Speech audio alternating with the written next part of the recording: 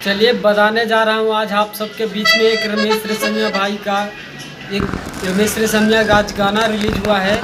जिस गाना का बोल रखा गया है बोल रखा गया है भैया खातिर राखी। आज ही सुबह ही डायरेक्ट वीडियो ही रिलीज कर दिया गया था। आज ही सुबह ही डायरेक्ट वीडियो रिलीज किया गया है। रमेश रेशमिया का सॉन्ग है और इस सॉन्ग को गाए हैं रमेश रेशमिया और खुशी राज ने गाया है ये सॉन्ग को।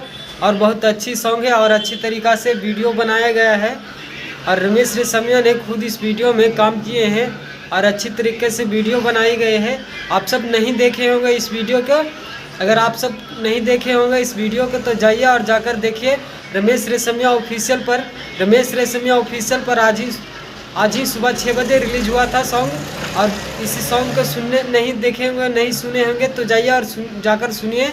और इसी तरह के जानकारियाँ न्यू पाने के लिए मेरे चैनल पर बने रहें, ताकि आप सबके लिए ऐसी खबरें लाते रहूं और ऐसी जानकारियाँ देते रहूं। तो बता दूं कि नहीं ऐसी मेरे चैनल पर बने रहे। अगर मेरे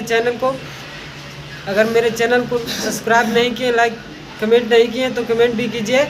और मेरे चैनल पर यदि नए होंगे तो मेरे चैनल को सब्सक्राइब कीजिए, ताकि आप सबके लिए ऐसे खबरें पहले मिलते रहे। तब चलिए फिर अगला वीडियो में मिलते हैं।